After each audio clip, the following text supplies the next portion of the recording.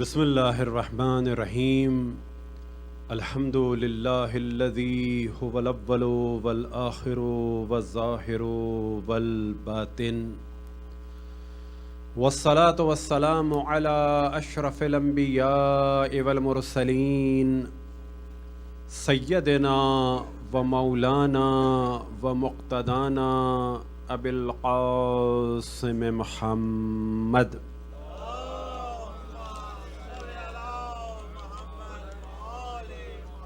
وعلى أهل بيته الطيبين الطاهرين المعصومين سيما بقية الله في الأراضين مهدي المنتظر أرواحنا وأرواح العالمين لتراب مقدمه الفداء ولعنة الله على أعدائهم ومنكر فضائلهم وغاصب حقوقهم إلى قيام يوم الدين. وقال الله تعالى وهو أصدق القائلين هو الذي بعث في الأميين رسولا منهم يتلو عليهم آياته ويزكيهم ويعلمهم الكتاب والحكمة وإن كانوا من قبل لفي ضلال مبين. صلوات.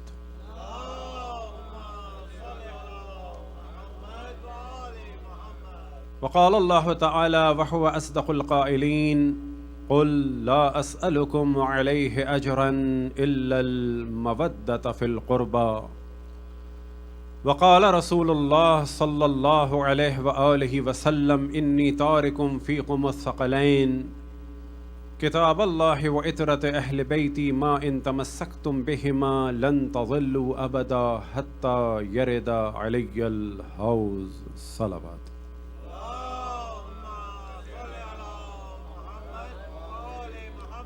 التماس سورہ فاتحہ کی تمام مومن و مومنات کے لیے، تمام علماء کرام، مراجع وزام اور تمام شہداء ملت کے لیے، اور ہم سب کے آباء و اجداد اور تمام رشتہ داروں اور اعزاء کے لیے، اور خصوصاً زہرا خاتون، حبیب محمد حبیب، حسن علی دھالا، زبیدہ خاتون، نرگس غلام علی، منور عباس، شاہدہ زمانی بیگم، رحم اللہ من قرأ الفاتحہ. بسم اللہ الرحمن الرحیم الحمد للہ رب العالمین الرحمن الرحیم مالک یوم الدین ایاک نعبد و ایاک نستعین اهدنا الصراط المستقیم صراط الذین انعمت علیہم غیر المغضوب علیہم ولا الضالین.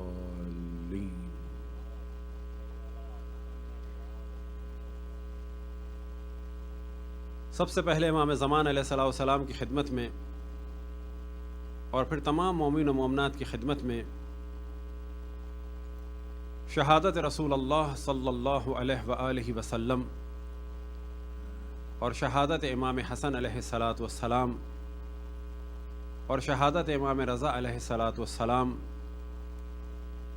اور اسیران کربلا کی اسیری کی تعزیت پیش کرتے ہیں. صلوات پڑھیں بر محمد و آل محمد.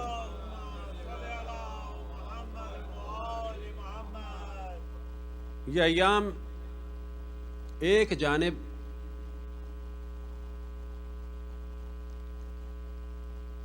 اشرف الانبیاء کی شہادت کے ایام ہیں،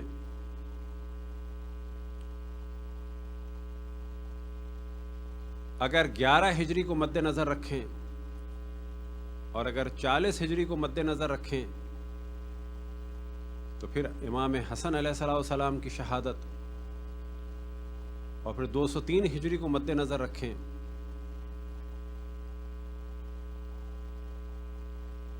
تو امام رضا علیہ السلام کی شہادت، اور 60 ہجری کو مد نظر رکھیں تو اسیران کربلا کی اسیری کے ایام. اس سے پہلے گفتگو کا آغاز کیا جائے، کیونکہ پہلی دفعہ آپ سے مخاطب ہو رہے ہیں، تو کچھ اس جانب توجہ دلائیں کہ خود ہماری روش کیا ہے اور کیوں ہے، اور پھر اس کے بعد مختلف موضوعات کو لے کے چلا جائے اور ساتھ میں یہ فلیکسیبلٹی بھی ہوگی کہ اگر آپ میں سے بھی کوئی کچھ موضوع کو چاہے تو 1 یا 2 یا 4 یا 6 یا 8 موضوعات کو بھی ڈسکس کیا جا سکتا ہے، کیونکہ بلا شک امام حسین علیہ الصلوۃ والسلام نے دین کو بچایا، اور آج دین کی بقا ہے اس عزاداری اور یا حسین کے ذریعے، اور اس عزاداری کے علمی معیار پر کمپرومائز کرنا امام حسین کے ساتھ خیانت ہے کہ جو اتفاق سے ہو رہی ہے۔ لہٰذا جب ہم نے علم دین شروع کیا اس وقت سے اور اب تک تو اللہ کا شکر ہے ایسا چل رہا ہے، اور اللہ کا شکر دعا ہے کہ ایسا ہی رہے، کہ ہماری خواہش ہوتی ہے کہ دین بیان کرنے کے معاملے میں صرف ایک ذات کو مد نظر رکھا جائے کہ جس پہ اس پورے نظام عالم کو اللہ نے منحصر کر دیا ہے اور اس پہ دار و مدار ہے اس پورے سسٹم کا، اور وہ ذات ہے امام زمان علیہ الصلوۃ والسلام کی۔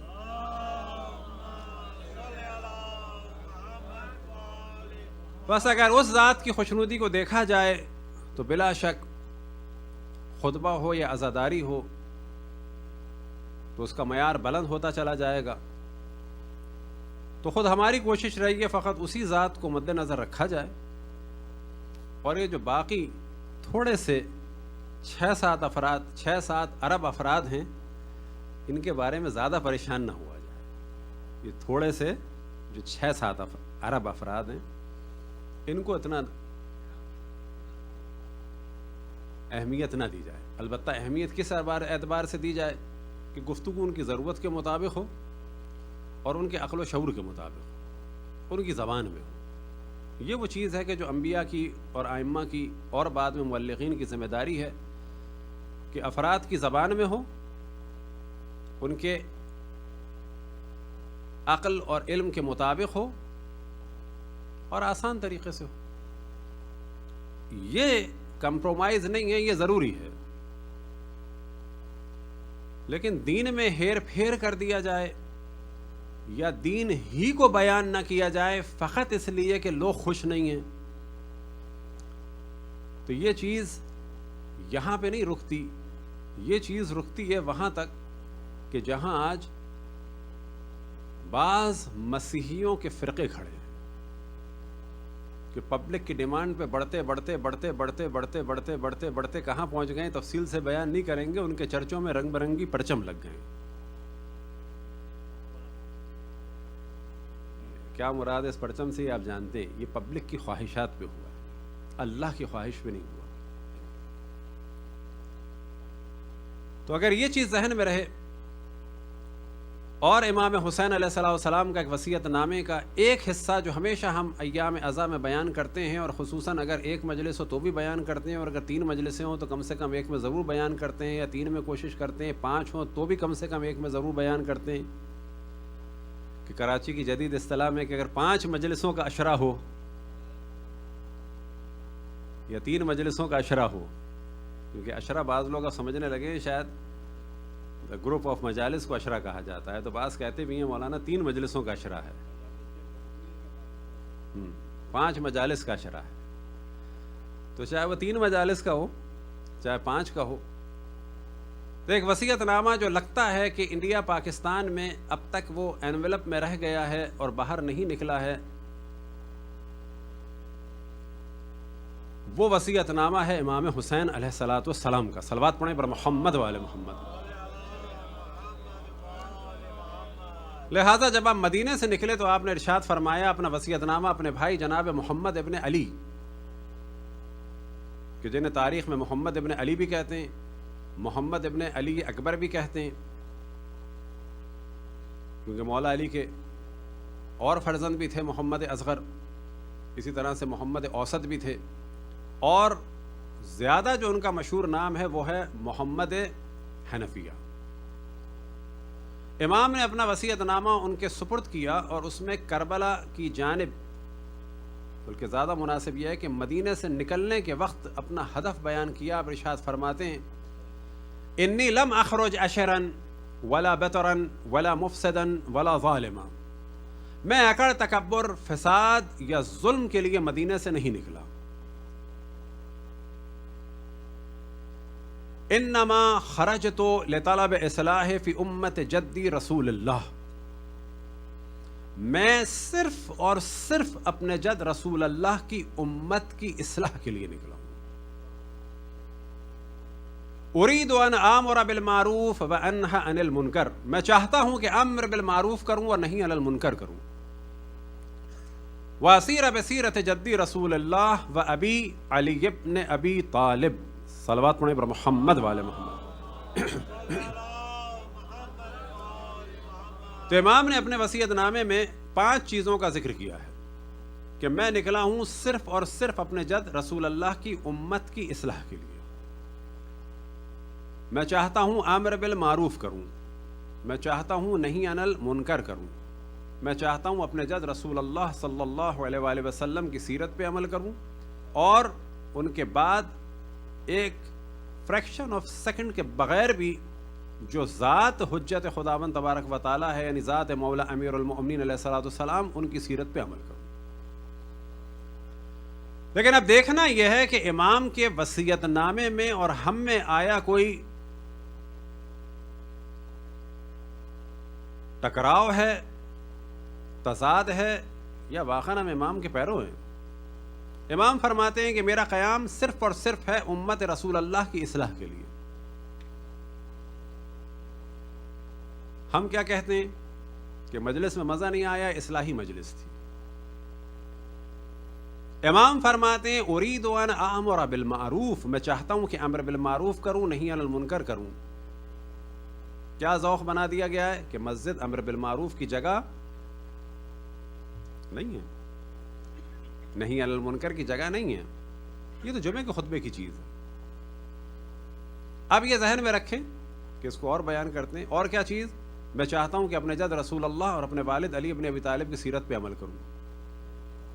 اور بعض دفعہ کہا جاتا ہے کہ مجلس تاریخ بیان کرنے کی، سیرت بیان کرنے کی جگہ نہیں ہے. یہ چیزیں ہیں جو پبلک کہتی ہے. تو سوال یہ پیدا ہوتا ہے کہ یہ جو مائنڈ بنا ہے یہ کیسے بنا ہے؟ یہ کیسے مائنڈ بنا کہ اصلاح نہ ہو، امر بالمعروف نہ ہو، نہیں علی المنکر نہ ہو، سیرت نہ ہو؟ اور یہ کہاں تک چلا گیا ہے معاملہ؟ آپ کو تعجب ہوگا کہ مختلف ائمہ علیہم الصلوۃ والسلام کے بارے میں بھی جب مجلس ہوتی ہے تو ان کی بایوگرافی کو بیان کرنا مجلس کے فارمیٹ کے خلاف سمجھا جاتا ہے. مزہ نہیں آیا، یہ آپ جانتے ہیں. اور خصوصاً یہ پرابلم ہے انڈیا پاکستان کا کہ فن خطابت کو ائمہ کے علوم اور معرفت سے دور کر دیا گیا ہے. اتار ہوگا، چڑھاؤ ہوگا، الفاظ کا چناؤ ہوگا، ادبیات ہوگا، ادبیات کی چیزیں ہوں گی، اشعار ہوں گے. لیکن کیا خود امام حسین علیہ السلام کے خطبے کو من و ان بیان کیا جا سکتا ہے ہمارے یہاں جو سلسلہ ہے اس وقت؟ حتیٰ اگر ان کے خطبے کو بغیر بتائے ہوئے پبلک کو کہا جائے کہ میں کچھ آپ سے کہنا چاہتا ہوں، یہ نہ کہا جائے کہ میں نہج البلاغہ کا خطبہ پڑھ رہا ہوں، یا امام حسین علیہ السلام کا خطبہ ہے کوئی، یا امام زین العابدین علیہ السلام کا خطبہ ہے، کہا جائے میں ایک چیز بیان کر رہا ہوں، اور پورا خطبہ جو ہے کوئی بیان کر دے اور آخر میں پوچھے کیسا لگا. اگر آپ پہلے بتا دیں گے تو شاید وہ خوف کے عالم میں کہہ دیں نہیں اچھا تھا اچھا تھا، لیکن یہ کبھی اور کر دیتے بیان تو بہتر نہیں تھا. تو یہ ذہن میں رکھیں کہ عزاداری جو ہے اس کی وجہ سے دین باقی ہے. اور یہ بھی ذہن میں رکھیں کہ علمی معیار عزاداری کا، عزاداری نہیں یاد رکھیں، علمی معیار عزاداری کا انڈیا پاکستان کا دنیا بھر کی نسبت کم ہو گیا ہے. افغانستان آگے ہے، یہ آپ کو تعجب ہوگا. اور اگر آپ کو چیز بتائیں، ابھی آتے آتے میں گاڑی میں بات ہو رہی تھی ہمارے ایک دوست سے، انگلش اسپیکر کی مجالس کا علمی معیار بہتر ہے بنسبت اردو کے. وجہ کیا ہے کہ ٹاپک ہوتا ہے سلیکٹ، نوجوان کہتے ہیں ایک ٹاپک ہو اور پھر ہم سوال کریں گے، آپ تیاری سے آئیے گا، ریفرنس دیجیے گا. نتیجہ کیا ہوتا ہے؟ انسان تیاری سے آتا ہے، ٹاپک کو ڈسکس کرتا ہے، الرٹ ہوتا ہے کہ سامنے لوگ ثواب کے لیے گمسم نہیں بیٹھے، یہ پکڑ لیں گے. اسی امریکہ میں انگلش مجالس کا معیار علمی ہے بنسبت اردو مجالس کے. کوئی اس میں شک ہے؟ اگر شک ہے تو جواب دیں, اور اگر شک نہیں ہے تو بر محمد والے محمد صلوات.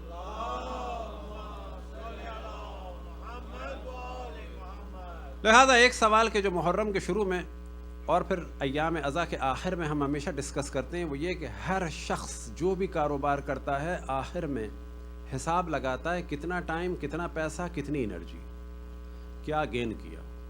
تو اس میں شک نہیں ہے کہ مجلس جس طریقے سے بھی ہو, وہ آدمی جو اس وقت آفس سے آیا تھا اور لیٹ گیا, نیت تھی یہاں آنے کی اور اس کی اب صبح آنکھ کھلے گی, تو ثواب تو اس کو بھی ملے گا اور پورا ہی ملے گا.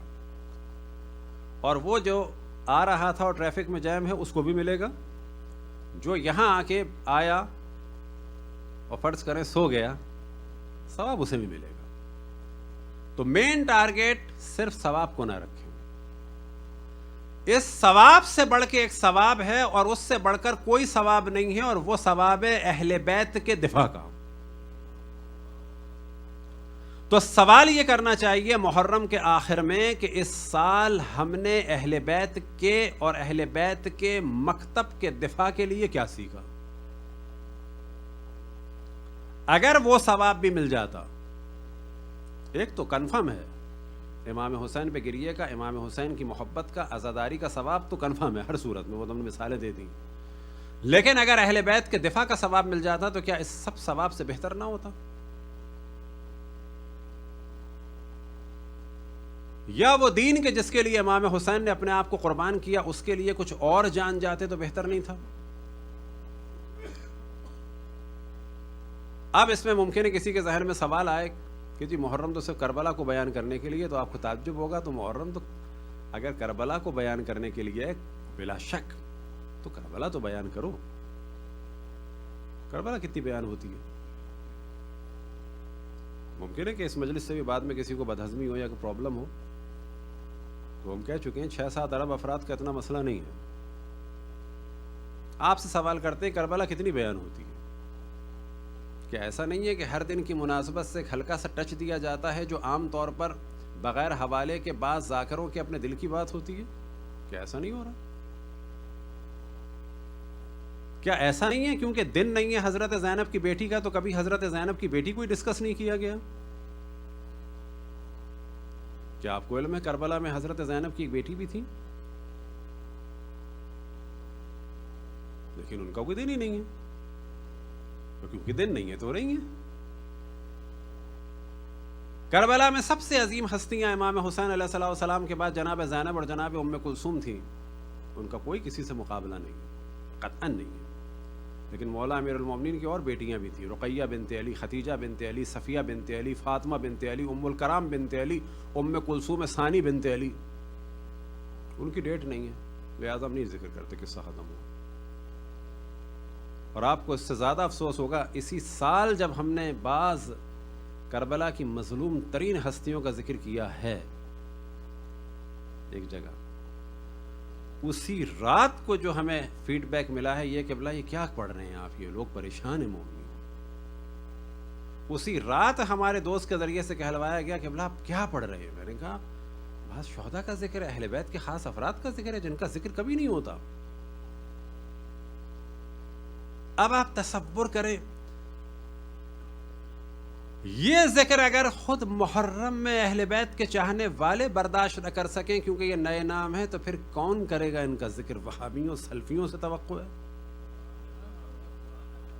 کون کرے گا بیان؟ ابھی بات ہو رہی تھی قبلہ سے, انہی کے ساتھ, حسن صاحب کے ساتھ کسی سے بات ہو رہی تھی, اپنے کہا یہ حال. لیکن آپ کو تعجب ہوگا, خود ہمیں ہلکا سا وہ ہوا کہ واقعا شاید یہ گفتگو تو ہم نے ابھی نیو کانورٹس کے درمیان جس میں افریقن امریکن تھے اور یہاں کے تھے اپنے وائٹ امریکنز اور کچھ اور لوگ عراقی ایرانی, عیناً وہی موضوع بغیر کسی کمی زیادتی کے, جبکہ انگلش بھی ہماری اتنی اچھی نہیں ہے, 3 دن ڈسکس کیا. ایک دن ڈسکس کیا, انہوں نے کہا اسی کو کنٹینیو کریں, اور اگلے دن سے وہ باقاعدہ ریکارڈنگ کے علاوہ انہوں نے لکھنا شروع کیا کہ یہ ہمارے لیے بڑا ضروری ہے. یہ کیوں اتنا چینج آیا ہوا ہے؟ صلوات پڑھیں پر محمد والے محمد.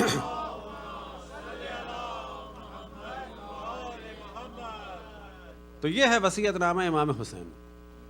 اب اس کے بارے میں ہم کہتے ہیں کہ یہ 5 چیزیں ہیں: اصلاح امت، امر بالمعروف، نہی عن المنکر، سیرت رسول اللہ، سیرت مولا امیر المومنین علیہ الصلوۃ والسلام.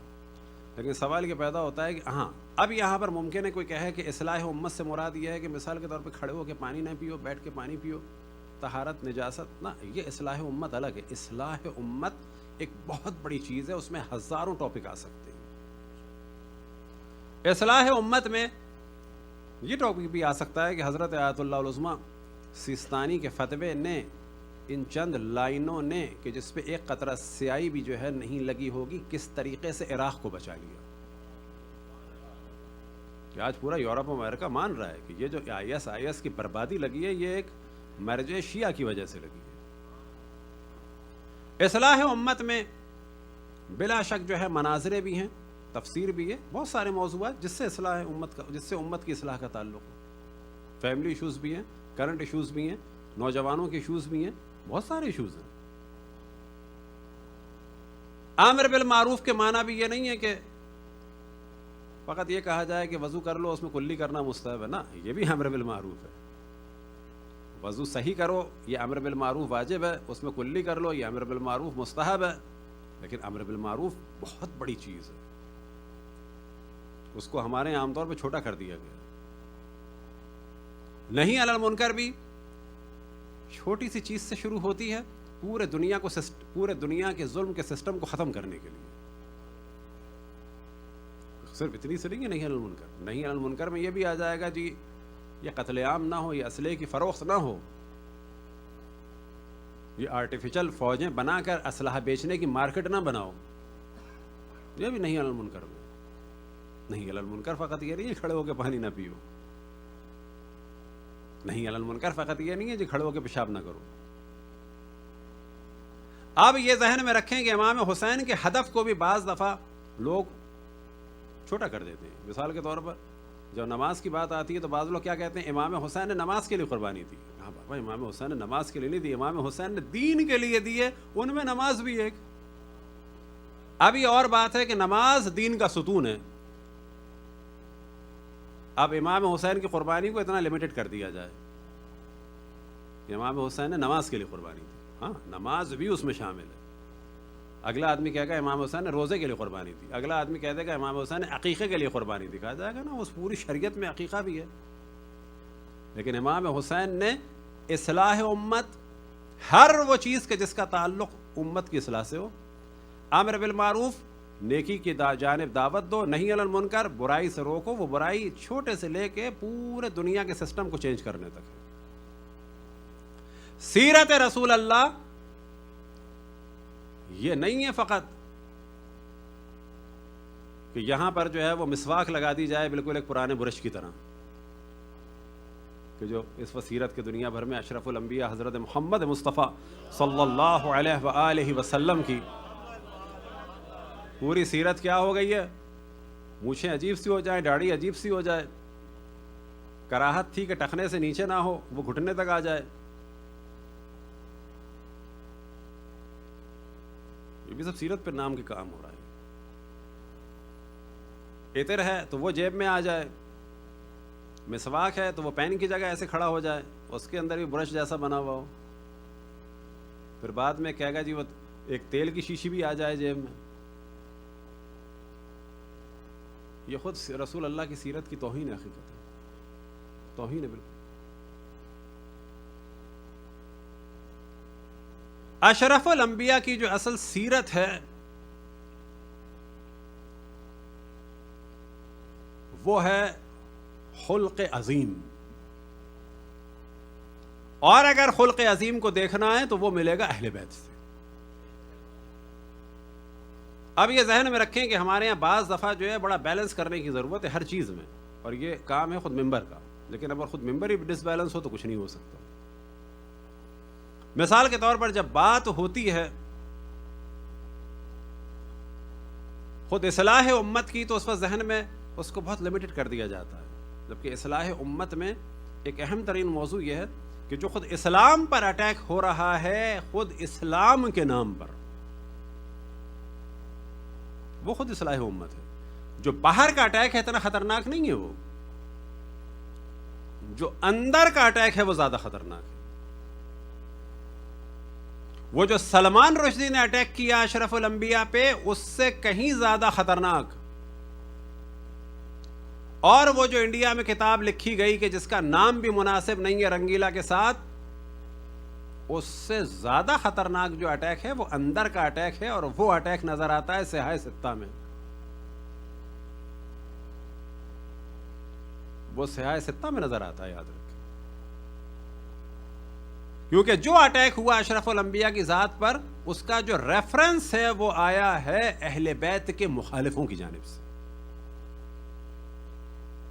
اشرف الانبیاء کی شخصیت کو جتنا خراب کیا گیا باہر سے، اس سے زیادہ جو خراب کیا گیا اندر سے کیا. باہر والوں کو جو مواد دیا گیا ہے وہ اندر سے دیا گیا ہے، اور اس سے بڑھ کر ظلم یہ ہے کہ اس کو نام سنت کا دے دیا گیا، اور سنت رسول اللہ کو جو ہے نام دے دیا گیا رفض کا، رافضیت کا اور کفر کا. یہ خود اصلاح امت کا موضوع ہے. اب یہ اور بات ہے کہ ممبر پہ لفظ مناظرہ جو ہے وہ جہالت کی علامت ہو گیا، جبکہ لفظ مناظرہ کی معنی یہ ہوتے ہیں کہ ایک اپنی نظر بیان کریں، اپنی نظر بیان کریں، ڈسکشن ہو، بات ہو، لیکن ادب کے دائرے میں. تو یہاں پہ بھی پتہ چلتا ہے کہ بعض دفعہ بالکل معاملہ بیلنس سے آؤٹ ہو جاتا ہے. خود بعض دفعہ ہمارے بعض دوست احباب کہتے ہیں کہ یہ جو آپ نے مناظروں کا سلسلہ شروع کیا ہے یہ صحیح نہیں ہے. ہم نے کہا بابا ایک جانب سے کبھی بھی امن نہیں ہوتا، امن دو جانب کے سفید پرچموں سے ہوتا ہے. ہمارے سفید پرچم پر اگر گولیاں چل رہی ہوں تو وہ امن کی علامت نہیں ہے، وہ بزدلی کی علامت ہے. لہذا صرف جواب دینا کافی نہیں ہوتا، بعض دفعہ سوال کرنا چاہیے، بعض دفعہ سوال کرنا چاہیے. ہمارے شیعوں کی جو کمزوری رہی ہے یاد رکھیں وہ کیا ہم سے جواب دیتے ہیں، ہمیشہ اوفینسو ہیں. ایک آتا ہے کہ یہ کیا ہے، ایک آتا ہے کہ یہ کیا ہے، ایک آتا ہے کہ یہ کیا ہے، اور کوئی جواب سننے کو تیار نہیں ہوتا، واپس چلا جاتا ہے. اگلے دن پھر آتا ہے یہ کیا ہے، کہ ہم بن گئے جواب دینے کی مشین. کہ اس پہ ایک واقعہ لطیفے کے طور پہ بعض دفعہ بیان کرتے ہیں. ایران کا ایک لطیفہ تھا کہ کسی ایک جاپان کی کمپنی نے بہت ہی بہترین قسم کا کمپیوٹر بنایا اور شرط لگائی کہ یہ فریکشن آف سیکنڈ میں یا مثلا اتنے سیکنڈ میں جو ہے یہ جواب دے دے گا، اتنے لاکھوں کروڑوں اربوں ڈیٹے میں سے نکال کے آپ کو دے دے گا، اتنا فاسٹ ہے. جو آدمی آیا اس نے سوال کیا فوراً جواب آ گیا، جو آدمی آیا سوال کیا فوراً جواب آ گیا. ایک آدمی نے آ کے ایک سوال کیا، گھنٹوں لگ گئے، کمپیوٹر جواب نہیں دے پایا. بعد میں انہوں نے کہا ہم ہار گئے. تم یہ بتاؤ سوال کیا کیا تھا جو اس میں فیڈ نہیں تھا.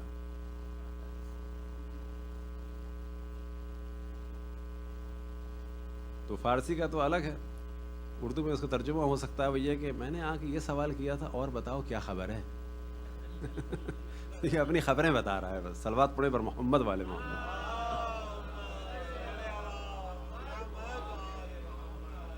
تو ہم لوگ بھی وہی کمپیوٹر ہو گئے، وہ ہم سے سوال کیے جاتے ہیں، ہم جواب دیے جاتے ہیں. جبکہ طریقہ یہ ہوتا ہے ہم ایک سوال کا جواب دیں، ایک سوال ان سے بھی کریں،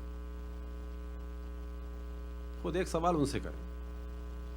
اب کیونکہ یہ ایام اشرف الانبیاء حضرت محمد مصطفیٰ صلی اللہ علیہ وآلہ وسلم سے منسوب ہیں، اور یہ ذہن میں رکھ لیں کہ سب سے زیادہ اگر اشرف الانبیاء کو کوئی مانتا ہے تو وہ مانتے ہیں کہ جو اہل بیت کے ذریعے سے جنہوں نے دین لیا. اب ہم پہ ایک تہمت لگائی جاتی ہے کہ ہم اہل بیت کو زیادہ مانتے ہیں. نا، ایسا بالکل نہیں ہے. ہم اہل بیت رسول کو مانتے ہیں.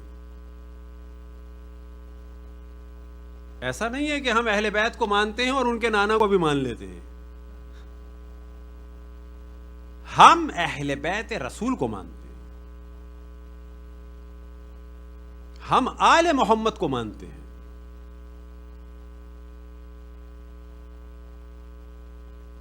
اور وہ بھی اس وجہ سے مانتے ہیں کہ خود اشرف الانبیاء نے حکم دیا اور ان کو حکم اللہ نے دیا اور فرمایا قل لا اسألکم علیہ اجرا الا المودۃ فی القربى. اور بلا شک جو اہل بیت سے محبت کرتا ہے صرف وہ دیندار ہے, کوئی اس میں کمپرومائز نہیں ہے. جو اہل بیت سے دوری کا اقرار کرے وہ در حقیقت اپنے بے دین ہونے کا اقرار کرتا ہے. جو کہیں سے اہل بیت سے بغض کا اصرار کرے وہ در حقیقت اپنے کفر کا اعلان کرتا ہے. اس پہ کوئی کمپرومائز نہیں ہے. یہ کوئی ایسی بات نہیں ہے اختلافی بات ہو گئی, ہائے ویلا وائے ویلا تعصب کی بات ہو گئی, نہ, یہ وہی بات ہے کہ جو اشرف الانبیاء کو اللہ نے حکم دیا کہ اے میرے حبیب کہہ دو کہ میں تم سے اپنی رسالت کی کوئی اجرت نہیں مانگتا مگر یہ کہ میرے قربا سے مودت کرو. یاد رکھے اشرف الانبیاء کی رسالت کی جو اجرت دے گا اسے دین ملے گا. باقی جتنے لوگ دین کا ذکر کریں اگر مودت اہل بیت کے ذریعے سے اشرف الانبیاء کی خدمت اقدس میں ان کی رسالت کی اجرت کو نہیں رکھا تو دین ملا ہی نہیں. دین ملے گا جب اہل بیت سے محبت ہوگی, ورنہ نام یہ ہوگا کہ ہم نے دین لے لیا. رسول اللہ نے دین دیا کب ہے آپ کو؟ اس ہاتھ دو اس ہاتھ لو. اشرف الانبیاء کی خدمت اقدس میں مودت قربا کو رکھو اور رسول اللہ کا دین لے کے دیندار ہو جاؤ. اب اگر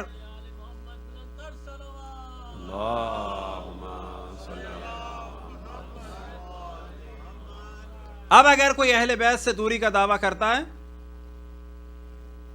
تو ہم لوگ بعض دفعہ پریشان ہو جاتے ہیں. ہمیں ایسے لوگوں کو چاہیے کہ بہت اچھی بات کی تم نے, بہت اچھی بات تھی, کلیئر کر دیا. ہم لوگ بعض دفعہ جو ہے وہ سینسٹیو ہو کے پریشانی کا اظہار کرتے ہیں. ہمیں کہنا چاہیے بہت اچھا کیا, اپنا اصل نسب بتا دیا.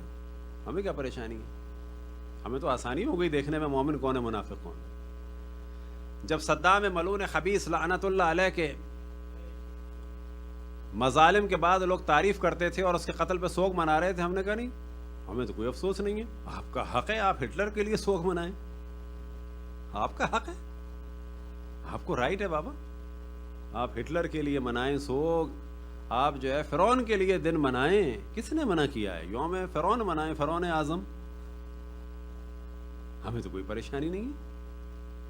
آپ اپنی اصلیت کو بیان کر رہے ہیں, چاہے فرعون سے وابستہ کریں, چاہے بعد والے کسی فرعون سے وابستہ کریں, چاہے صدام سے کریں یا ہٹلر سے کریں. یہ تو وہ پریشان ہو جس کو احساس کمتری ہو خلافت کا یا امامت کا یا قیادت کا. اور یہ احساس کمتری نظر آتا ہے جنہوں نے اہل بیت کو چھوڑا. وہ ٹکے ٹکے کے بادشاہوں کو کبھی ولی اللہ کہتے ہیں, کبھی ذل الہی کہتے ہیں. اور اسی احساس کمتری کا کبھی جلوہ نظر آتا ہے, کبھی امام السعود کہتے ہیں تو کبھی امت کا امام کا جلوہ دیکھ رہے ہوتے ہیں اس اردغان فاسق میں.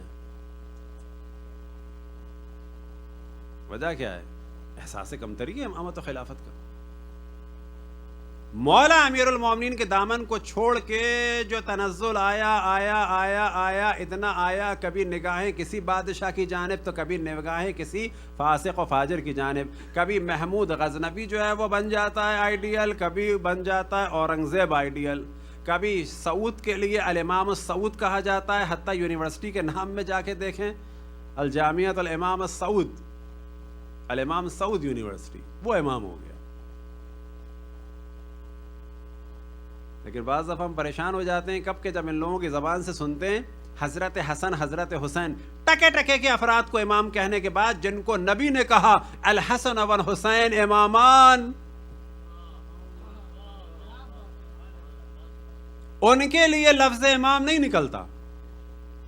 ٹکے ٹکے کے افراد کے لیے جن کی قیمت ٹکے بھی جو ہم نے کیا زیادہ لگائی. صلوات پڑھیں پر محمد والے محمد. یعنی یہ جب نے ٹکے کہہ دیا یہ بھی ہم نے ظلم کر دیا, اور کوڑی سے بھی کم سے بے قیمت. ان کی ارزش آپ جانتے ہیں کیا ہے؟ ان کی ارزش ان کی خود زبان سے نکلی, جن میں سے دو افراد, ایک پہلے صاحب فرماتے تھے کہ اے کاش میں کیا ہوتا, ایک درخت پہ پتا ہوتا, ایک اونٹ آتا اور مجھے کھا جاتا, میں مینگنی بن کے نکل جاتا. یہ ارزش, حسرت. اللہ نے اشرف المخلوق بنایا حسرت. ایک اور صاحب کی حسرت تھی, کاش میں ایک بھیڑ ہوتا, میرا مالک مجھے کھلاتا پلاتا تگڑا کرتا، مہمانوں کے لیے قربان کر دیتا، اس کی حسرت اور بڑی تھی. اونٹ کی مہنگنی کم سے کم پاک تو ہوتی ہے. اس کی حسرت اور بڑی تھی. اس کی حسرت کیا تھی کہ وہ مہمان کو کھلا دیتا، مہمان یعنی کون؟ انسان، اور پھر میں جو ہے وہ فضلہ بن کے نکل جاتا، انسانی فضلہ. ایک کی حسرت ہے اونٹ کا فضلہ، ایک کی حسرت ہے انسانی نجاست. یہ نتیجہ ہے اہل بیت کے مقابلے میں کھڑے ہونے کا. صلوات پڑھیں بر محمد والے محمد.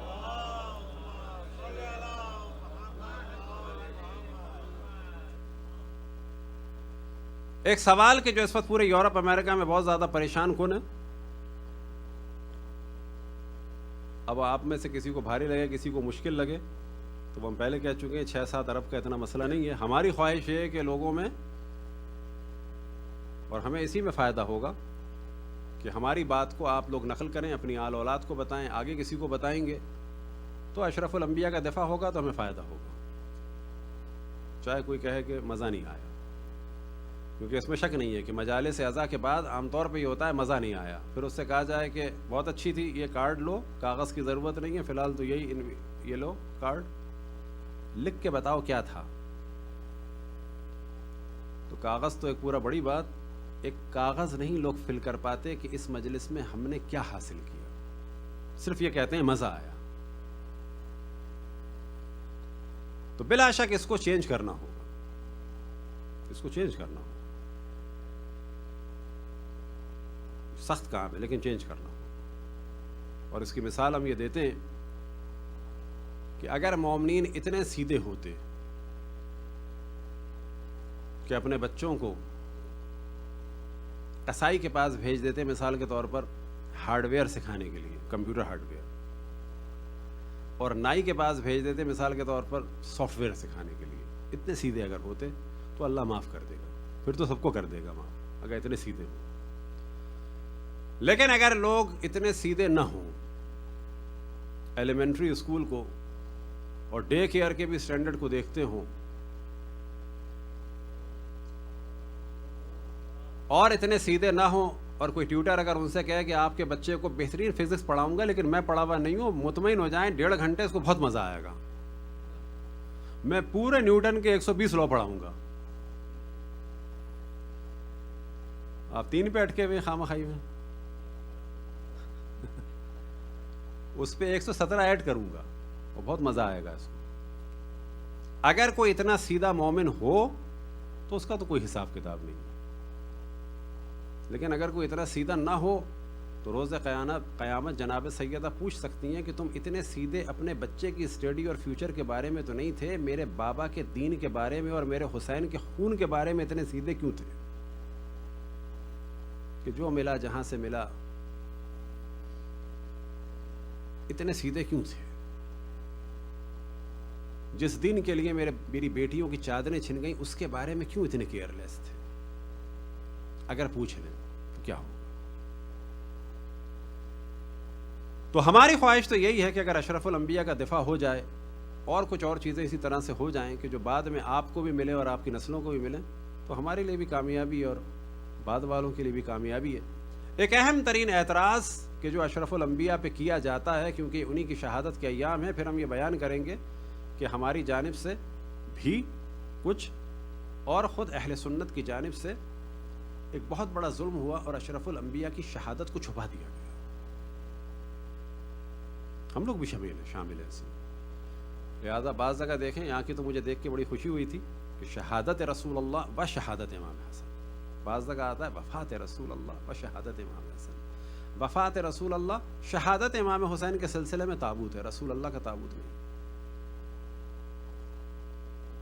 جبکہ شہادت رسول اللہ جو ہے انشاءاللہ کل ڈسکس کریں گے، کیونکہ آج اس موضوع کہہ دیا، مسلم ترین جو موضوع ہے شیعہ سنی کے درمیان وہ قتل رسول اللہ ہے.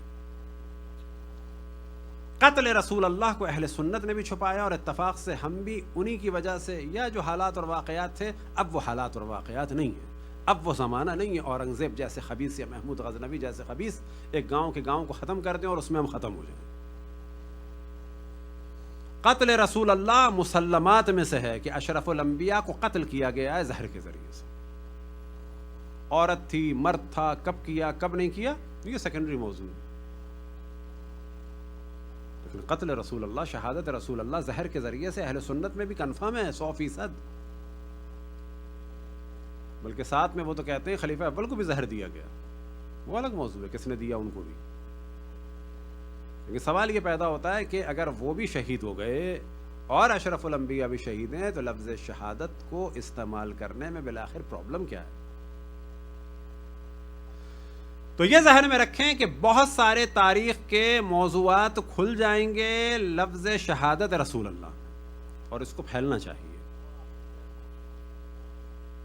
اسی طریقے سے پاکستان میں کوشش کی جاتی تھی ہر سال جناب سیدہ سلام اللہ علیہا کی شہادت کے ایام میں جنگ اخبار والوں کی جانب سے اور بعض اور اخبار والوں کی جانب سے کہ لفظ شہادت کا آپ اشتہار دیں، لفظ وفات لکھا ہوا آتا تھا.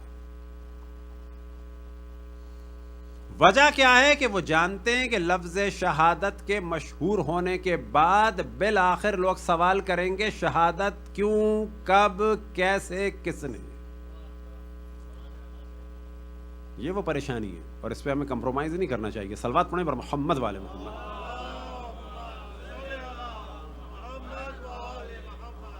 ایک اہم ترین موضوع جو پورے شرق و غرب میں اس وقت اہم ترین موضوع ہے اور وہ ہمیں پتہ ہونا چاہیے، اور اس موضوع کا جو پرابلم ہے وہ آیا ہے کتب اہل سنت سے،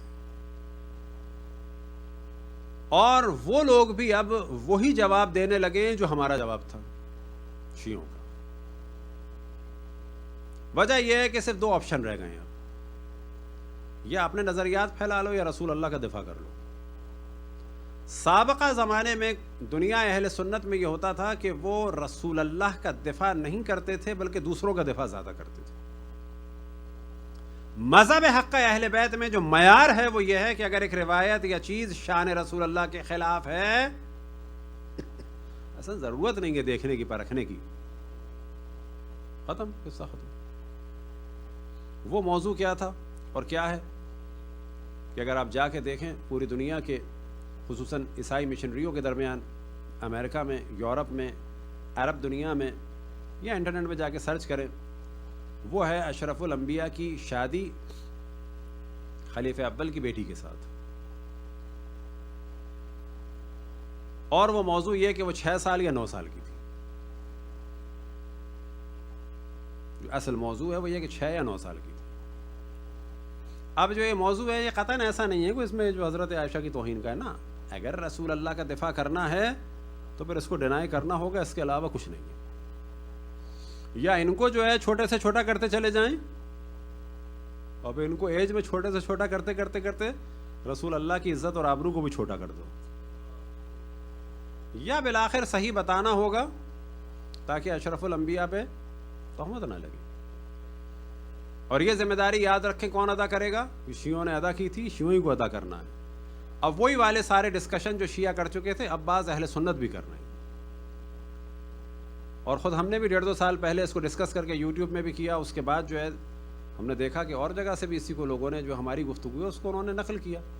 اور ہمارا کام ہی یہی ہے کہ اہل بیت کا دفاع ہم کریں، اشرف الانبیاء کا دفاع ہم سے زیادہ کون کرے گا؟ ہمیں کسی سے کوئی شکوہ نہیں ہے.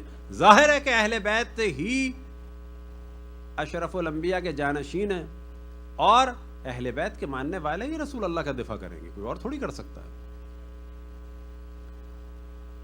تو اصل سوال یہ ہے کہ حضرت اشرف الانبیاء کی شادی کے بارے میں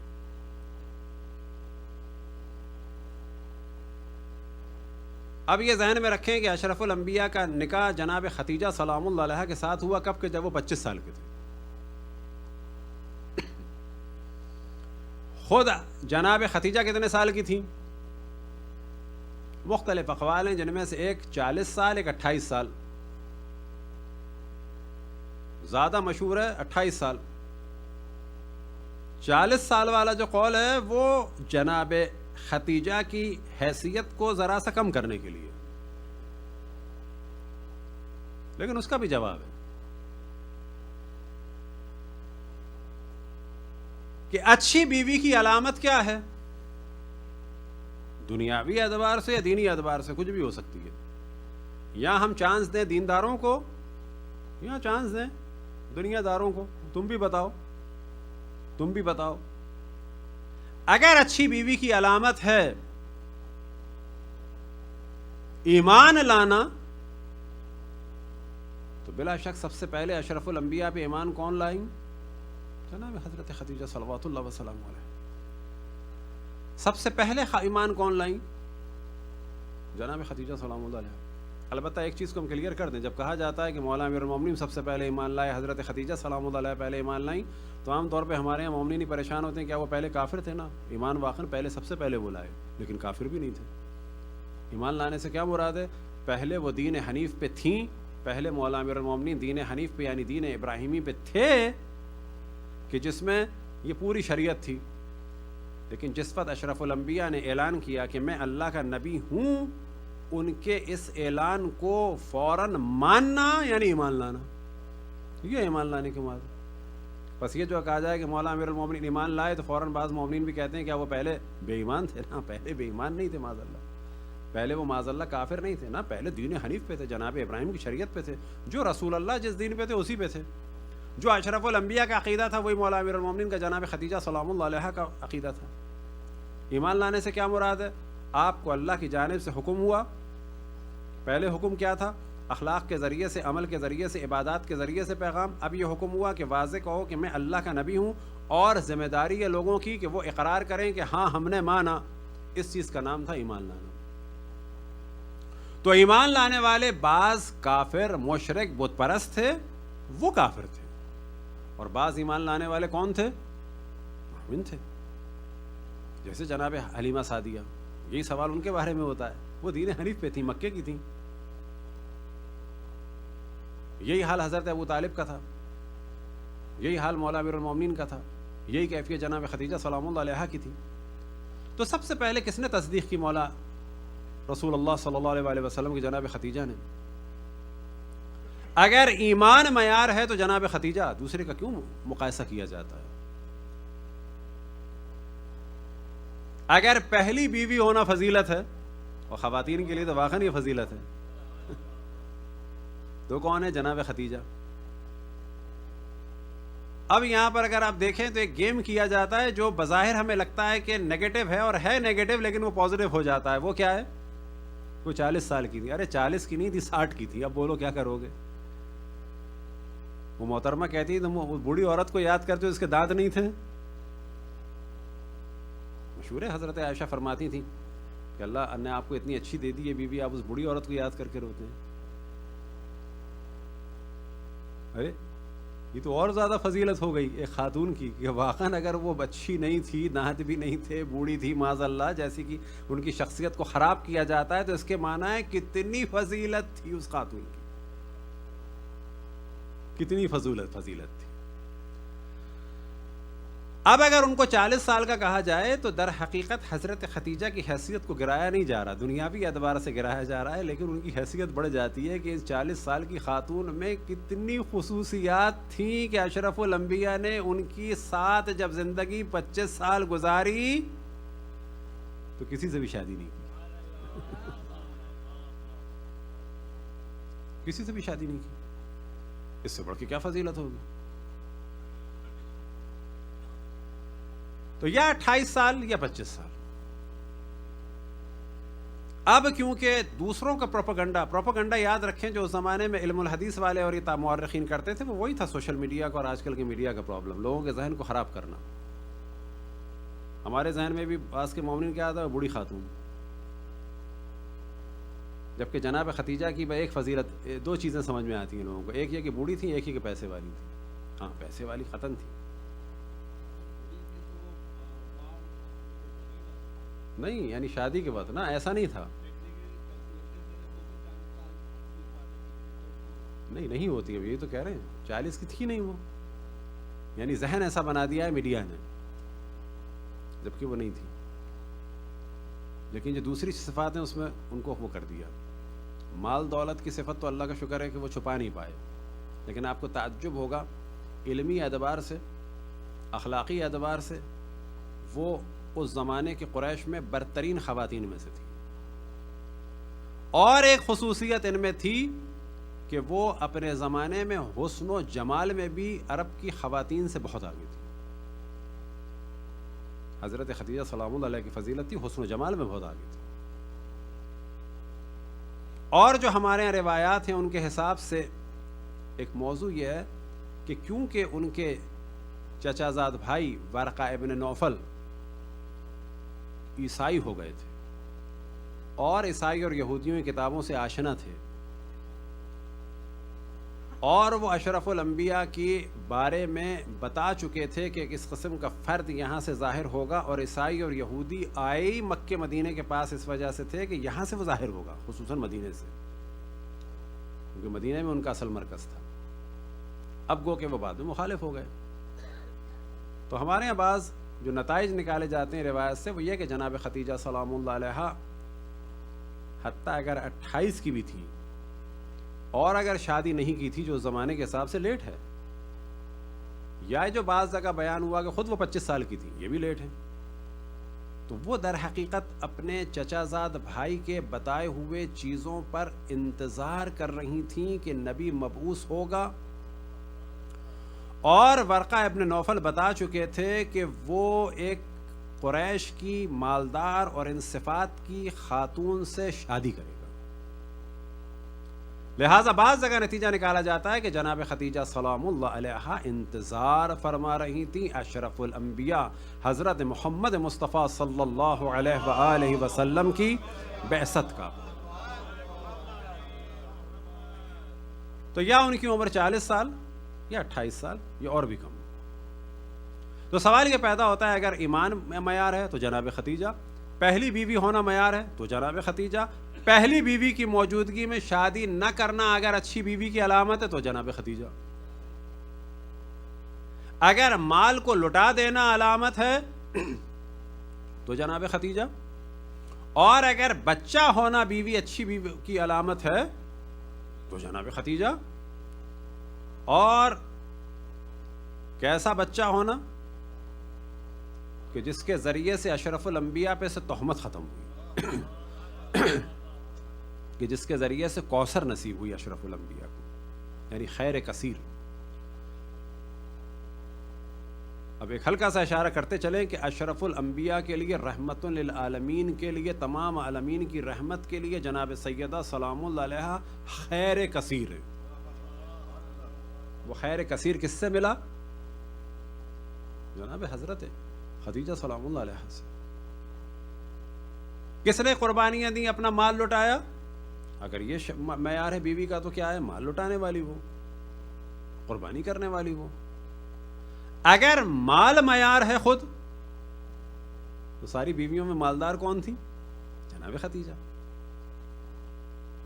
پڑھائی لکھائی معیار ہے تو زیادہ باشعور کون تھی؟ جناب خدیجہ. اگر خود اشرف الانبیاء کا حسب اور نسب معیار ہے تو جس شجرے سے اشرف الانبیاء تھے اسی شجرے سے جناب خدیجہ تھی. 3 یا 4 نسلوں کا فاصلہ تو اوپر جا کے ایک تھے، جناب ہاشم کی بھائی کی نسل سے ایک نسل تھی. معیار کیا ہے بالآخر اچھی بیوی کا؟ ہر معیار کے حساب سے جناب خدیجہ اگر آگے ہیں تو پھر دوسری بیویوں کا کیوں ذکر کیا جاتا ہے؟ ایک شخص کے جس کا ہم ذکر کرتے چلیں کہ بڑا، اس کا ہم ذکر بھی کرتے ہیں، ابھی گئے بھی تھے انڈیانا پولیس، تو اس سے پھر ملاقات نہیں ہوئی، اللہ اس کو طول عمر عطا فرمائے، اس سے ملاقات بھی کرائے. ایک افریقن امریکن ہے جو عرب وہابیوں نے اس کو سنی مسلمان کیا تھا، بولا بیچارہ سمپل مسلمان. اس نے اپنے عرب وہی مبلغ سے، شیخ سے بہت ہی معصومانہ سوال کیا کہ آپ اتنی نریشن بیان کرتے ہیں وائف آف پروفٹ محمد کی، تو آپ نے تو یہ بھی بتایا تھا کہ پروفٹ محمد کی ایک بیٹی تھی فاطمہ، تو ان سے نہیں نریشن بیان کرتے آپ کچھ؟ تو وہ شیخ صاحب ناراض ہو گئے، بالکل اسی طرح سے جیسے کچھ اور لوگ ناراض ہوتے تھے. یہ جو ناراضگی بعض آپ دیکھتے ہیں لوگوں میں ہے، یہ نتیجہ ہوتا ہے جس کو انسان جتنا مانتا ہے اس کے مزاج میں ان کی جھلک ضرور آتی ہے. یہ جو دہشت گردی ہے یہ نہ سمجھیں کہ یہ باہر سے آئی ہے، یہ دہشت گردی اندر کے مزاج سے آئی ہے. وہ جو کوڑے مار پیٹ جلاؤ گھراؤ یہ وہاں سے آئی ہے. تو یہاں سے اس بیچارے نے سوال کیا, نیا نیا مسلمان ہوا ہے, سیدھا سیدھا سوال ہے, کیوں پروفٹ کی بیٹی تھی ان کی بھی کبھی بتایا کرو کہ نریشن وغیرہ. تو وہ عرب جو تھا وہ ناراض ہو گیا, اور ناراض ہو کے اس نے کیا کہا, آپ کو تعجب ہوگا, کیا تم شیعوں کے پاس جاتے ہو؟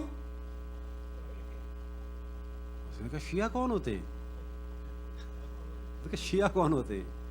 کہ شیعہ ایسے ہوتے ہیں, شیعہ ایسے ہوتے ہیں, شیعہ ایسے ہوتے ہیں. اس کے بقول اس نے مجھ کو بتایا تھا شیعہ کون ہوتے ہیں. آج میں الحمدللہ شیعہ ہوں. صلوات پڑھیں بر محمد والے محمد.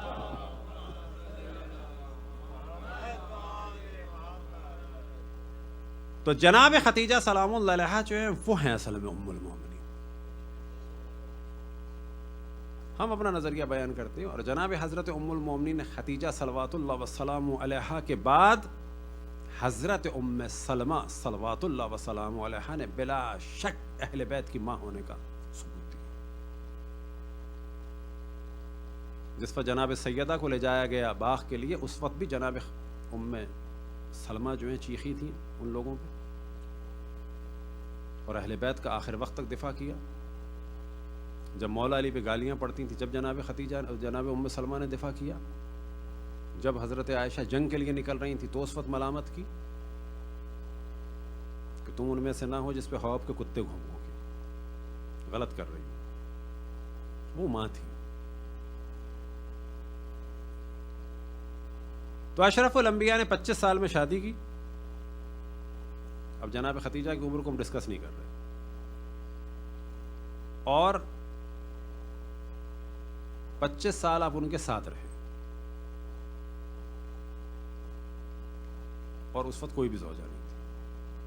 اب یہ جو کہا جاتا ہے, تہمت لگائی جاتی ہے, غلط الفاظ استعمال کیے جاتے ہیں, تو یہاں پر واضح پتہ چلتا ہے کہ ایک 25 سال کے نوجوان نے ایک با ایمان خاتون کے ساتھ, کہ جو 25 کی تھیں یا 28 کی تھیں, جو ہم لوگوں کا زیادہ مشہور قول ہے, لیکن اگر 40 کی بھی مان لیں تو اور اشرف الانبیاء کا دفاع ہو جاتا ہے کہ 40 سال کی خاتون کے ساتھ اپنی زندگی کے 25 سال گزار دیے, اس دوران کوئی شادی نہیں کی. اور جب آپ دنیا سے رخصت ہو گئے تو پھر جب جناب خدیجہ سلام اللہ علیہ دنیا سے رخصت ہو گئی تو پھر شادی کی ایک بوڑھی خاتون سے. کس سے؟ جناب سودا سے.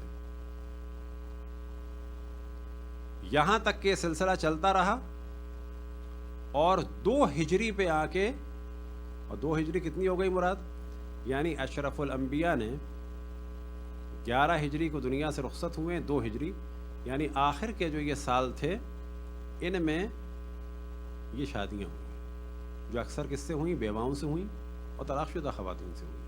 اور انہی طلاق شدہ خاتون میں ایک حضرت عائشہ بھی تھی, کہ جس کو آج عیب سمجھا جاتا ہے یا مناظرہ سمجھا جاتا ہے, ایسا نہیں ہے, وہ طلاق شدہ تھی. اب یہاں پر عمر کا موضوع آتا ہے. اب اس میں بعض لوگ برا مانتے ہیں, آپ کو تعجب ہوگا, بعض مومنین نے ہم سے کہا یہ تو آپ اختلافی باتیں کر رہے ہیں. میں نے کہا بابا اس میں کون سی اختلافی بات ہے, یہ تو وہ چیزیں ہیں جو اس وقت اہل سنت کے علماء بیان کر رہے ہیں. وجہ کیا ہے کہ اس وقت صرف 2 چوائز ہیں, یا رسول اللہ کو بچا لو یا ان کی عمر کو کم کر لو. آپ کس کو پسند کرتے ہیں؟ ان کی عمر کو آپ فوکس کر رہے ہیں یا اشرف الانبیاء کو بچانا چاہتے ہیں آپ؟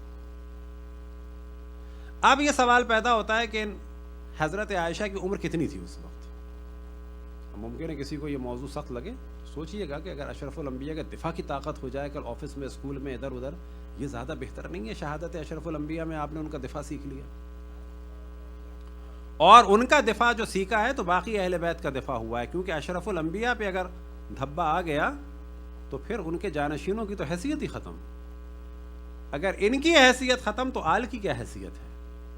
آل تو ان کی ہیں, جانشین تو ان کے ہیں, قرآن تو ان کی زبان سے, ہر چیز خطرے میں پڑ جائے گی. یہ وجہ ہے کہ ہمارے یہاں سب سے زیادہ جو احترام دیا جاتا ہے وہ اشرف الانبیاء حضرت محمد مصطفیٰ صلی اللہ علیہ وآلہ وسلم کو دیا جاتا ہے.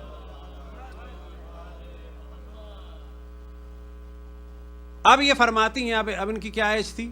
6 سال 9 سال, جو قطعاً غلط ہے, قطعاً غلط ہے.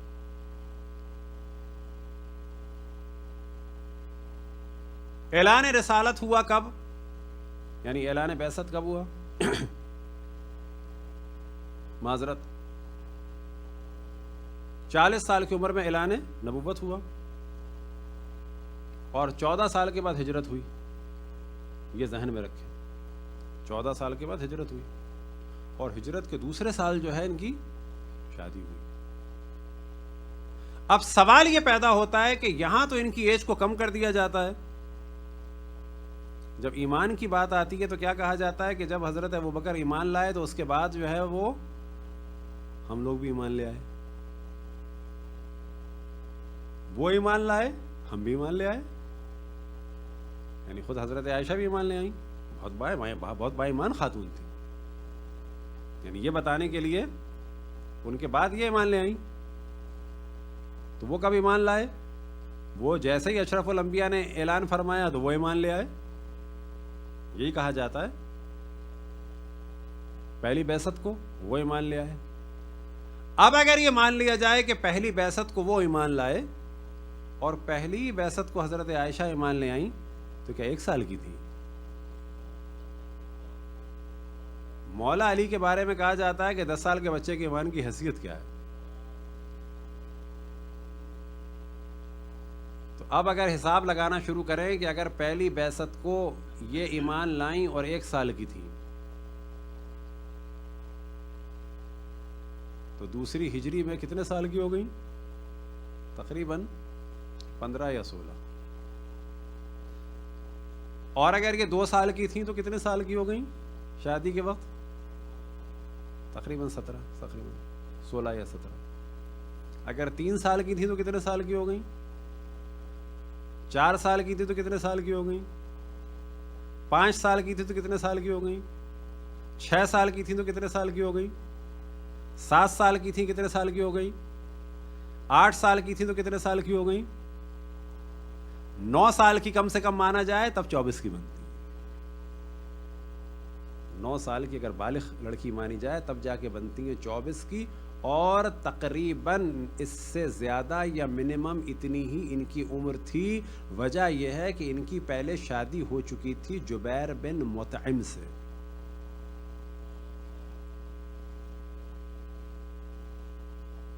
جبیر بن مطعم سے شادی ہو چکی تھی. اب یہ بیان کیا جاتا ہے کہ جبیر بن مطعم سے شادی ہو چکی تھی. معاذ اللہ اشرف الانبیاء نے مطعم سے کہا, معذرت ان کے والد سے کہا کہ مجھے تمہاری بیٹی چاہیے. یا پھر اشرف الانبیاء کی ذات کو خراب کیا جاتا ہے یہ بتانے کے لیے کہ یہ بہت اچھی تھی. بھئی وہ بہت اچھی تھی نہیں تھی الگ موضوع, لیکن آپ ایک نکاح والی عورت کے لیے اشرف الانبیاء کی شخصیت کو خراب کر رہے ہیں.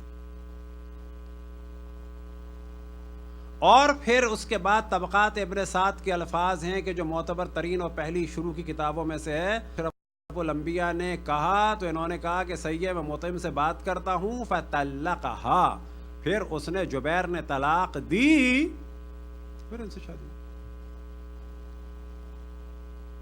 اب یہاں پر تصور کریں کہ اس طلاق کو بھی اشرف الانبیاء پر ڈالنا چاہتے ہیں. اب یہ بات ممکن ہے آپ میں سے بعض کو سخت لگی ہو, اور بعد میں ہم آپ کو بعض یہ کلپس وغیرہ دکھا دیں گے کہ جو علماء اہل سنت کے ہیں اور وہ اس سے زیادہ سخت باتیں کر رہے ہیں. وجہ کیا ہے کہ ان میں سے بعض سمجھ گئے کہ صرف 2 آپشن ہیں, یا اس وقت پورا دین برباد ہونے سے بچا لیں اور اشرف الانبیاء کو برباد ہونے دیں, پورا دین ختم, یا ان کی ایج کو بڑھا دیا جائے. اور جو پروپیگنڈا کیا گیا تاریخ میں, کبھی حضرت خدیجہ کی حیثیت کو کم کرنے کے لیے ان کو کم کر دیا, ان کو بہت بڑھا دیا, اور کبھی ان افراد کو کہ جو مجبوری کے عالم میں ایمان لائے فتح مکہ کے بعد, وہ ہو گئے مسلمان, اور جس نے اسلام کے نبی کو اپنی آغوش میں پالا وہ ہو گیا کافر. صلوات پڑھیں بر محمد والے محمد.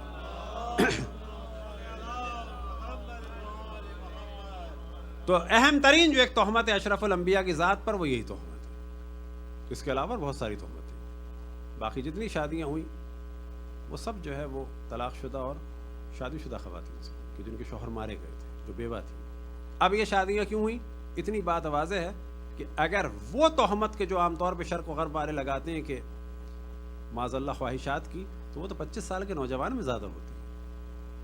تو 25 سال کے نوجوان نے 25 سال جو ہے وہ تو ایک خاتون کے ساتھ گزار دی، پھر اس کے بعد ایک بوڑھی خاتون سے طلاق شدہ سے شادی کی. بعد میں جتنی شادیاں ہوئیں وہ در حقیقت وہ جو ٹرائبل نظام تھا اس نظام کی خصوصیت یہ تھی کہ جب ایک قبیلے سے شادی ہو جائے تو جتنے اس قبیلے کے طرفدار ہیں وہاں سے شر رک جاتا تھا کہ ہمارا تعلق ان 25 قبیلوں سے، ان 25 قبیلوں کی جہاں جہاں شادیاں ہوئی ہیں ان کے خلاف ہم سازش نہیں کریں گے. ٹرائبل نظام کو اگر سمجھنا ہے تو شادیاں کلیئر ہو جائیں گی. لہٰذا ایک جانب شر کو بچانا تھا، دوسری جانب شادیوں کے ذریعے سے کیا ہوا کہ لوگوں کے دل نرم ہوئے. وجہ یہ تھی کہ وہ ٹرائبل سسٹم کی خصوصیت یہی تھی کہ جب یہ سب کچھ ہو جائے دل نرم ہو جاتے تھے. اور یہی ٹرائبل سلسلہ بعد میں سبب بنا کہ مولا امیر المومنین نے کیونکہ جنگیں کی تھی بہت ساری، لہٰذا وہ جو ایک قبیلے کی عصبیت تھی، تعصب تھا، وہ سبب بنا کہ ایک بڑی تعداد دوبارہ مولا امیر المومنین کے خلاف ہو گئی تھی. اور یہی چیز سبب بنی کہ غدیر کا انکار بھی کیا گیا، کیونکہ بالآخر معاشرہ تھا. اشرف الانبیاء نے بدلنا چاہا، ایک نبی بدل سکتے ہیں لیکن کتنا بدلا یہ آپ اندازہ لگا سکتے ہیں کہ خود ان کی بیٹی کو سب سے پہلے قتل کر دیا گیا. سب سے پہلے جس کو قتل کیا گیا، سب سے پہلے جس کو شہید کیا گیا. یہ بعض دفعہ ہم لفظ اس وجہ سے استعمال کرتے ہیں تاکہ جب دوسرے لوگ سنیں تو ان کی توجہ ہو. لفظ قتل کوئی توہین نہیں ہے. قتل مظلوما، خود روایات میں وما منا الا مقتول او مسموم، ہم میں سے کوئی ایسا نہیں ہے یا یہ کہ اس کو قتل کیا جائے کسی چیز سے یا زہر دیا جائے. زہر بھی گو کہ قتل ہے. ہمیشہ ہماری روش رہی ہے کہ جب بھی 3 یا 4 مجالس ہوں تو سب سے پہلے مصائب پڑھیں اس ذات کے کہ جس پہ دار و مدار ہے تمام اہل بیت کے مصائب کا. اور اگر وہ مصائب بیان ہو جائیں، دنیا تک پہنچ جائیں تو سمجھیں اہل بیت کے لیے دروازہ کھل جائے گا. اہل بیت کو لوگ ماننے لگیں گے، اہل بیت کے لوگ چاہنے لگیں گے. وہ ذات ہے اشرف الانبیاء کے لیے جو خیر کثیر تھی.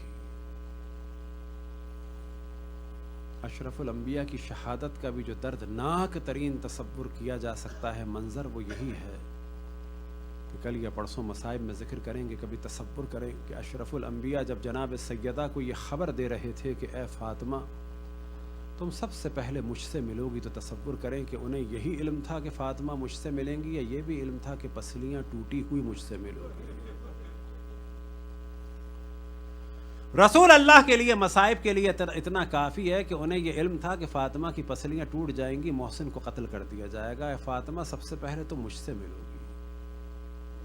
اجرکم اللہ. اس فاطمہ کے مصائب بیان ہوں کہ اگر جس فاطمہ کے گھر کا گھیراؤ نہ ہوتا تو پھر حسین کے خیموں کا گھیراؤ نہ ہوتا. جس پہ تازیانہ نہ پڑتا تو پھر کبھی بھی زینب اور ام کلثوم پہ تازیانے نہ پڑتے. اگر فاطمہ کے محسن کو قتل نہ کیا جاتا تو پھر کبھی بھی علی اصغر کا قتل نہ ہوتا، اون و محمد کا قتل نہ ہوتا، قاسم و علی اکبر کا قتل نہ ہوتا. اگر مولا امیر المومنین کے گلے میں رسی کو ڈالا جاتا تو کبھی بھی جناب زینب اور جناب ام کلثوم کے ہاتھوں میں رسیاں نہ بنتی. رقیہ بنت علی، ختیجہ بنت علی، صفیہ بنت علی، فاطمہ بنت علی، ام الکرام بنت علی کے ہاتھوں میں رسیاں نہ ہوتی. اگر جناب سیدہ کے تازیانہ نہ پڑتا تو کبھی بھی سید الساجدین و زینب اور ام کلثوم و فاطمہ بنت حسین، رقیہ بنت حسین و سکینہ بنت حسین کے تماچے نہ پڑتے، تازیانے نہ پڑتے. مصائب اہل بیت کا سلسلہ شروع ہوا کہ جب فاطمہ کے گھر کا گھیراؤ ہوا. اور فاطمہ کے گھر کا گھیراؤ کیوں ہوا؟ فاطمہ کے گھر کا گھیراؤ ہوا کسی شخص کی بیعت لینے کے لیے. اس شخص کی بیعت کیوں لینے کے لیے جمع ہوئے لوگ؟ کیونکہ غدیر کا انکار ہوا. پس فاطمہ پہلی ذات ہیں کہ جو امامت اور ولایت پر اور اسلام پر قربان ہوئیں بعد اشرف الانبیاء۔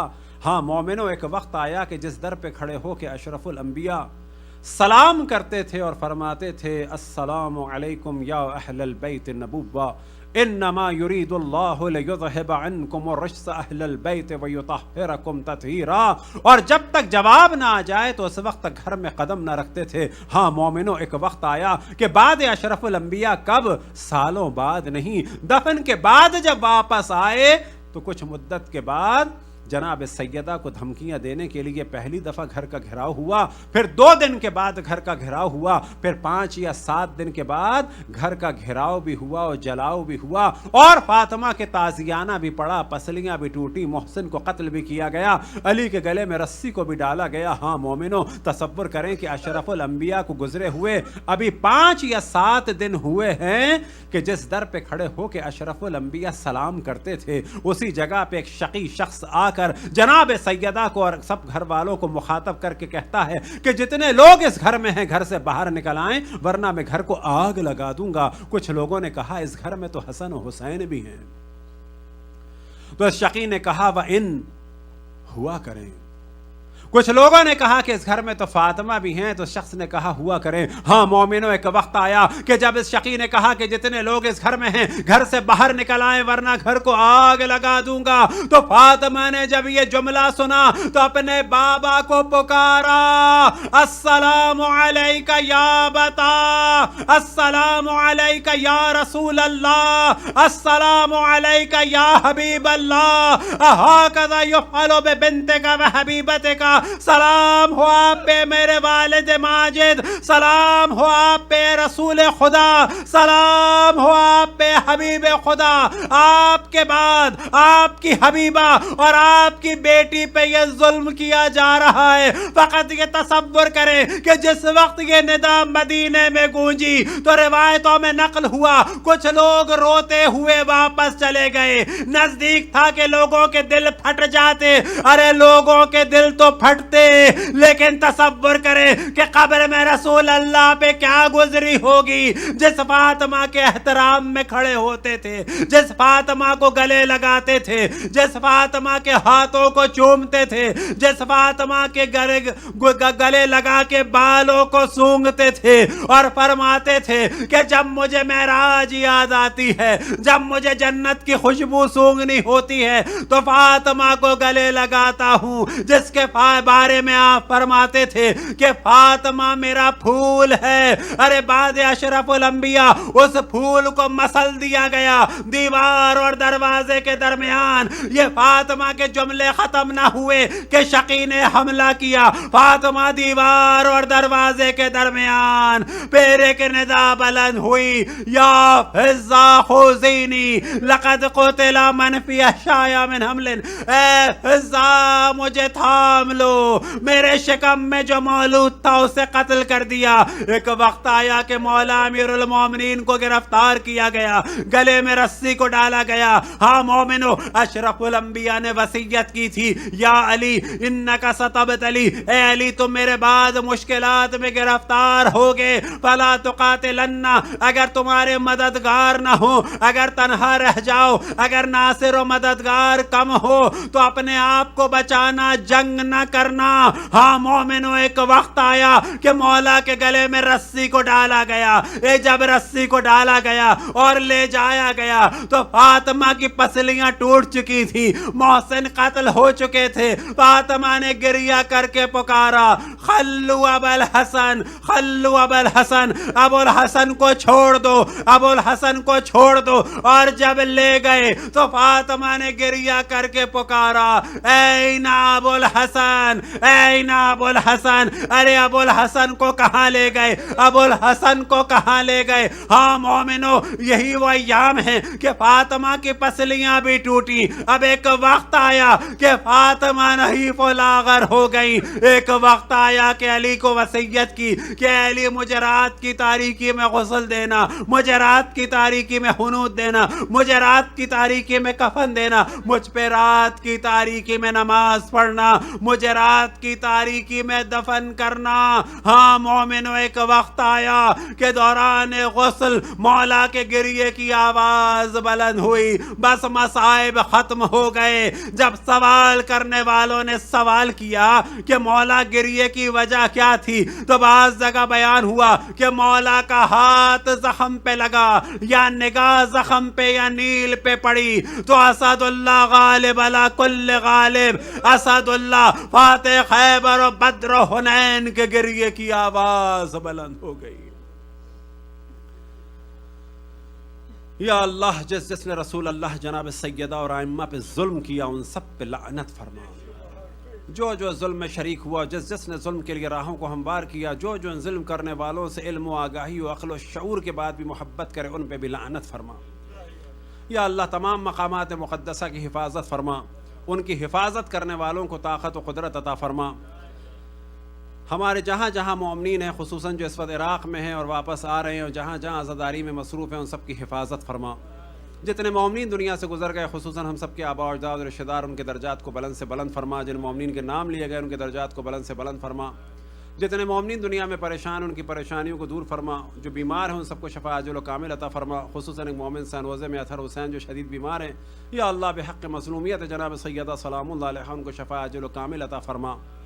ہمیں اور ہماری نسلوں کو اہل بیت کی راہ پہ چلنے کی توفیق عطا فرما۔ امام کے ظہور میں تعجیل فرما، ہم سب کو ان کے آوان و انصار میں شامل فرما۔ ربنا تقبل منا انک انت السمیع العلیم۔